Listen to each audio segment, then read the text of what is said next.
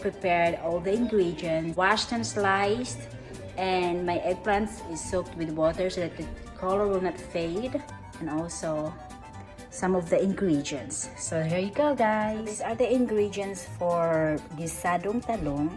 So sliced eggplants, I soak with water so that it will not fade the color to dull. And then some chopped spring onion, sliced onion bulb, chopped garlic. I have some meat. It's pork loin slices. I have oil, tomato sauce, soy sauce, and of course salt and pepper.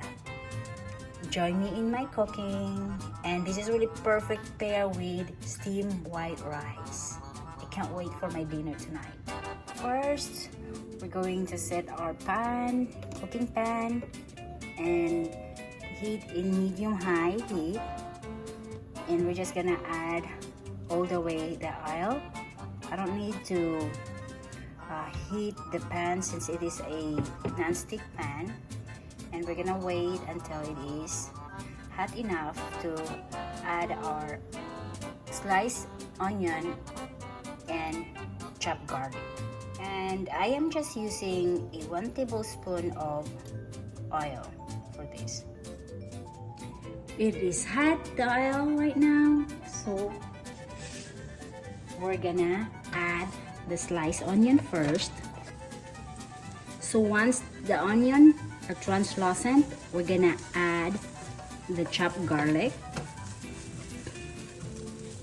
The reason I'm cooking Guisadong Talong or adobong eggplant because I was able to get some eggplants in the Asian market, and it's a Chinese eggplant, and I'm a little bit craving of my Nanay recipe.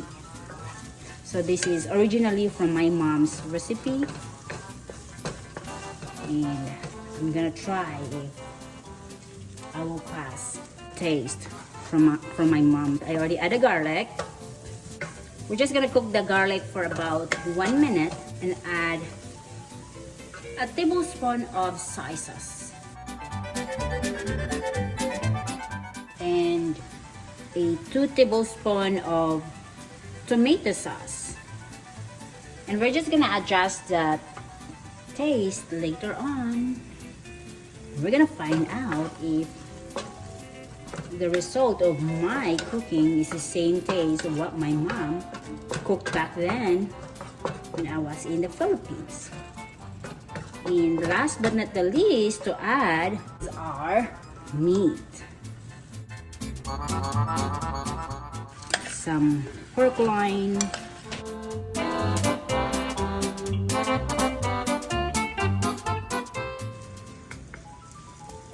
and we're going to cover this until our pork is cooked. So while waiting for the meat in the pan that is still cooking, we're going to drain the water where the eggplant are. And once our meat is cooked, we're going to add the eggplant in our pan.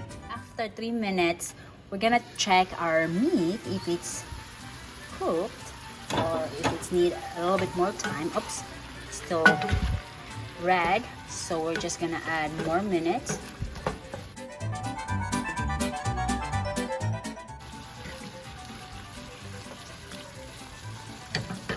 Alright, let's cover. And we're gonna wait for a couple of minutes, and we're gonna add the sliced eggplants.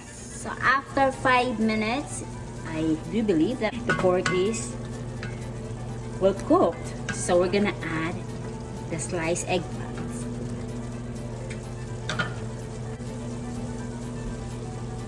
There you go. Just gonna make sure that it's mixed good. And then we're gonna adjust also the heat.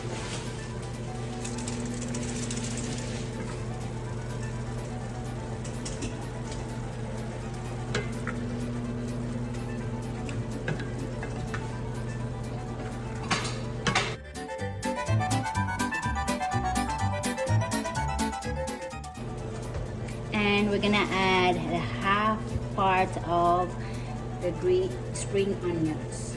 And the remaining spring onions, we're gonna add that at the end for garnish. And of course, we have to season with salt and pepper and taste it if it's gonna be qualified.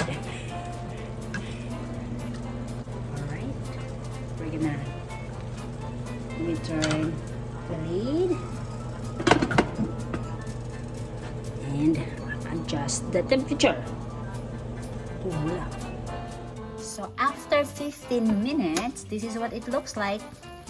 The Guisadong Talong or adobong eggplant. So I think I need a little bit more time for this, just to make sure that the eggplants are tender and cooked well. And we're just gonna taste it if it is good. The sauce.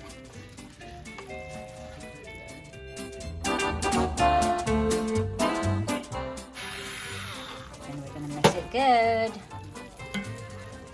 And we're just gonna add 5 more minutes just to make sure that the eggplants are cooked well. Alright. Let's cover the lid back.